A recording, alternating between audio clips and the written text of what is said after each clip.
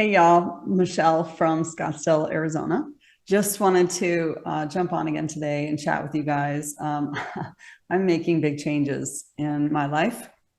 I just wanted to share my journey with you in hopes that you don't feel alone as we all ascend and as we all experience this rapture. I think that there's a lot of changes happening and you may feel very alone, but you are not alone. You're not alone at all. So in this time and dimension, in this lifetime, I tend to be somewhat of an eagle spirit, or at least that's a spirit that I align with often, in the sense that I love to fly in and get tons and tons of detail, but then I like to fly way back out and see the big composition. So imagine the sight of an eagle flying, really, really high and having the ability to see, but then being able to fly in and into extreme detail and maybe even solve a problem, but then fly back up and fly into another space to solve a completely different problem. And the reason I say that is because I'm about to do that. I'm about to shift on you guys. My work is going to change. I'm going to go from the boots on the ground problem solving to much more multidimensional / laws of the universe problem solving.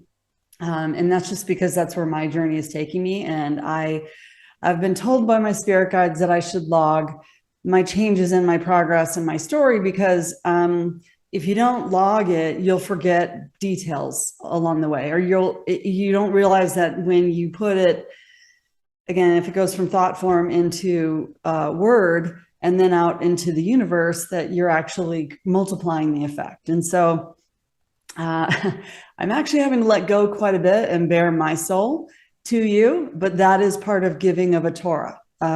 So they called it the giving of the Torah when Moses went up on top of Mount Sinai and received the message from God of the 10 Commandments. And the Torah's field and the Torah are the same. We're giving each other our Torah. So we are all united. The law of one states that we are the same. And so if you're at my frequency and you're tuning into this message, and if this doesn't work for you, if where I go next doesn't work for you, I say just unsubscribe. No judgment, no judgment upon yourself, no judgment upon me. But I'm just giving the data stream that I'm getting. Right, I'm just paying it forward. I get the information from, you can call it anything you want, the quantum field, the Holy Spirit, the higher self, the divine feminine. You get it from God, you get it from Jesus, you can get it from anywhere. You can get it from your angels, you can get it from anywhere. The fact is, it's just sharing it and giving it forward is essential to where we're going in this new utopian golden age, this kingdom of heaven on earth. And so anyway, so I'm going to close out my last chapter first. For those of you who've been following me and who want to know, I'm going to close out my last chapter and say this.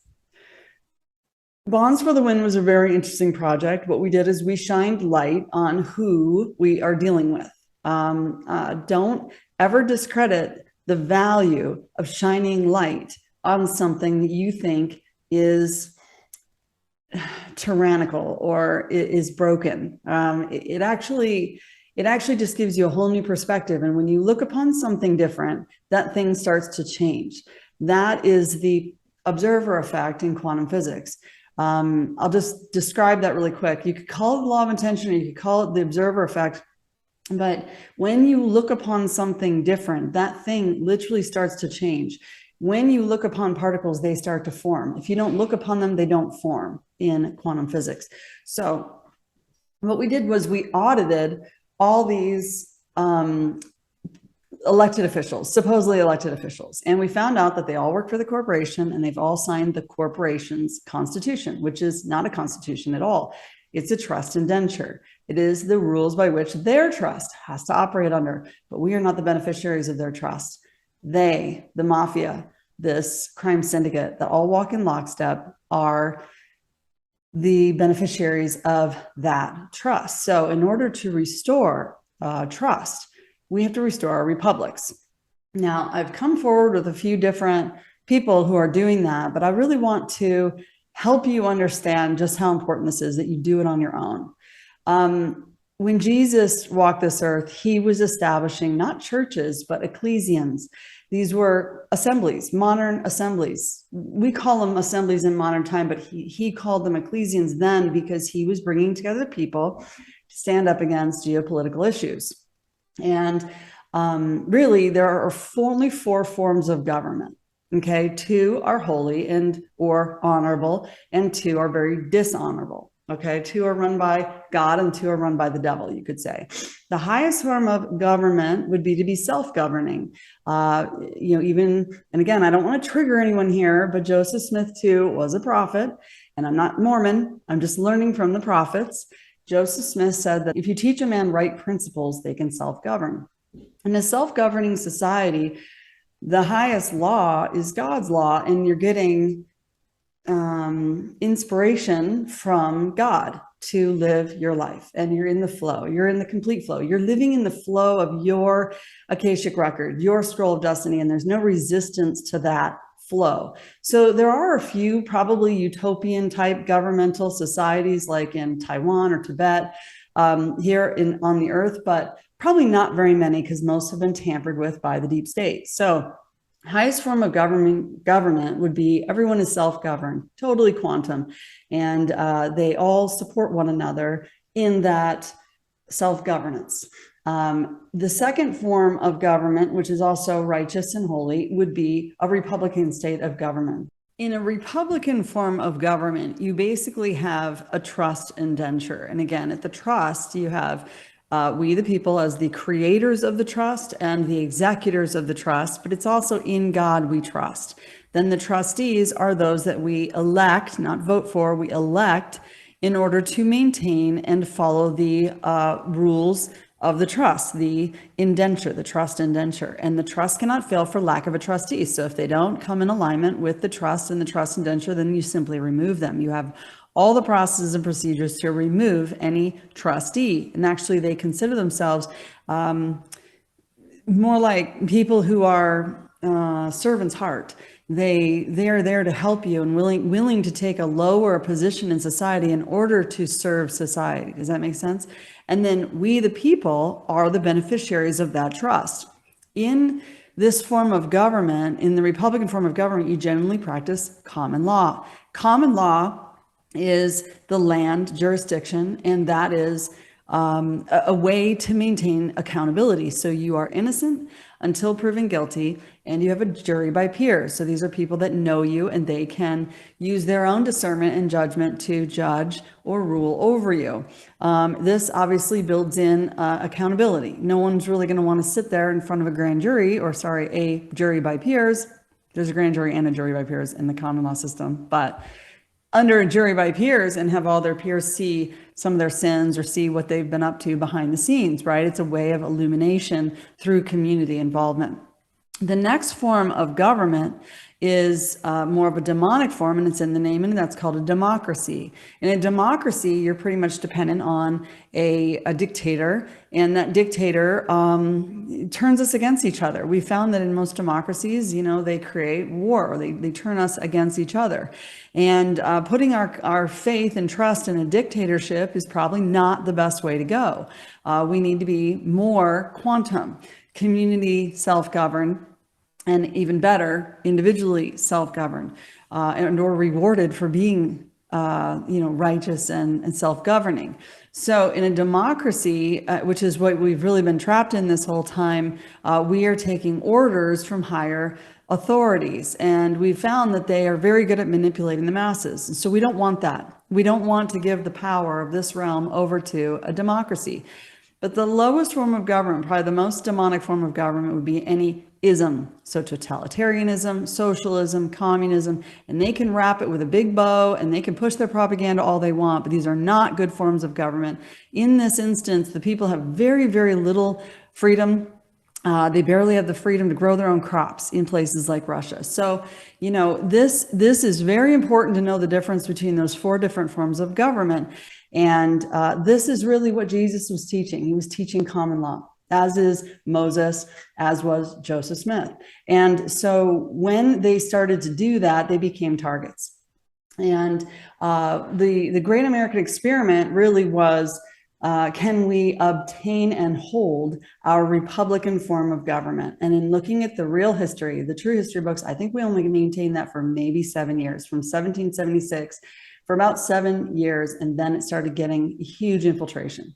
And unfortunately, we are easily infiltrated because at the time there wasn't a lot of communication. But then again, we all wonder really what kind of technologies we had back then. Anyway, so in 1871, by then, all the states had formed their own republics. And that's when they all vacated due to essentially a foreign invasion, foreign interference. They wanted us divided, and they did. That's how they do it. They come and they create wars. And it doesn't always have to be about debt. They can just come and create animosity between people. And anyway, so all of the elected officials that we had of our original trust indentures, of our original trust, wherein we, the people, were the beneficiaries, all those seats were vacated, which means they're all still there, and we can simply restore the republics in every state. But even better would be to restore multiple republics in each state. So here's the advice I'm going to give you in closing down the chapter of the journey I've been on over the last 6-7 months. And that would be to start forming your assemblies, your ecclesians. Start to declare and decree and restore your republics. Now, there are multiple processes for doing this. There is no one right or wrong way. But the most important thing you need to come out of that is a trust, wherein you, your assembly, or you, the people, or your territory, are the beneficiaries of the trust. And so long as you're operating within that trust, no one can come and mess with you. You can establish your own common law courts. So you need to start to establish your people, start to generate, and do it in private, do it in the private. Create private Telegram groups. If people don't believe, it's probably better to just ask them to leave. That's just the way it is. And that's the way that it was. In fact, if you're not in a group of believers, then it's harder to make miracles happen. So I'd say continue to hone in on your people, and then be iron sharpening iron. Come together, restore your republics, do it in the private, notify, the powers that be, the military, et cetera, that you're restored. And then once 37 states are restored, you'll have the majority, okay, at the national level. So, so I don't recommend that you follow any one person. I don't recommend that you only follow Bobby Lawrence, or that you only follow David Straight. There's another group I can link down below. I can share their website, that are restoring republics, that I recommend that you follow yourself. You do this organically. You do it among your people, and that you ascend in the process. You resend any thought or feeling that you are obligated to the corporation that does not serve you, and shift your allegiance to a trust indenture that you establish with your own ecclesian, and that you believe in, because it's what you believe in is what you're going to create. And if you believe that you have authority over this dominion, then you will have authority over this domain. You will have jurisdiction. And like I said, it goes trust laws at the very top, then common law, which are probably equal because they're both ordained by God and they're both in the higher forms of government. I say common law is second to trust law, because ultimately, if you were living in a utopian society and everyone was self-governed, then you wouldn't have to worry at all about having a legal system. But in the legal system, I do think you need common law. So land, air, water, you need the land. And then water, maritime, is just superfluous. It doesn't serve us anymore. So therefore, it's not part of our existence today. But when I say today, I mean today. When you do decide to go operate in commerce, or you need to operate in a corporate setting, in those cases, you do need to establish that lower law form. Let's say you need to establish rules at your corporation or your company, whatever. And that's that level, right? So one corporation cannot force its bylaws on another corporation. Let's just put it like that. Okay, so that's kind of where I'm going to leave or close that chapter. I'm going to give you the recommendation to be a visionary, to trust in your own divine path. If God is taking you on that path, take the path. Establish your assemblies, meet weekly, learn all about how things went wrong, learn about the history. Share my 8-part series with Richard if you want, or go learn from others. It's totally up to you. This is just my research. I'm sure you can hire or establish a team within your assembly of researchers who want to verify information. And then from there, I would start seeking, as in ask the universe to send you the specific rules by which you want to operate your trust indenture and establish your trust. Now, again, each of the states initially back in 1871, they had each established their own trust indenture because it was unique to the time and unique to their location and the situations that they were dealing with at the time and the knowledge that they had. So, I say write your own. You're paving your own path now. We don't need these authorities to tell us what to do. You are your own authority. So establish your own groups and walk in alignment with people that are, like-minded and who are on the journey with you. All right. So that's me closing out that chapter. I'm now going to enter a new chapter in my videos. I've been practicing this my whole life, but I'm going to start teaching new things to the people that follow me. I'm really just not teaching, I'm just sharing. We're all sharing. Like I said, I'm giving knowledge that I'm getting, and I hope that you feel that you're not alone and that you maybe relate to some of this information, because I'm really fascinated with the fact that as you look upon something different, that thing changes. I've been looking on a lot of things differently lately, and they're just changing in front of my eyes. So I'm going to share the journey with you. My journey started, my true awakening or healing journey started when I went inward about 9 years ago, is when I started healing, self-healing. So I may go back the 9 years ago and tell you about how I self-healed and how I unwound all the rings of my tree, and then I unwound all the chakras up my chakra line up into the third eye, and that's how I'm able to connect now. But I will go over that at some point, but it's not a journey for everyone. It's been a journey that I've been trying to teach for a while, but not everyone's open to it, and I get it. It's because it's too hard to slow down and go inward. Sometimes you just want to be an observer of the outside world as it is today. But when you become an observer of the inner world, you then get insight into the outer world and the outer dimensions. And when I went inward, I started having visualizations, and that's how I was able to see what my spirit body was working on. So not just my soul body, that's the mind, will, and emotion, the soul, not just the body, but I was opening up the realms to my spirit and the story that my spirit was reporting back to me. How about that? Everything is about becoming aware of divine things. It's like it was always there, but you weren't aware of it. But when you look upon it different, it changes.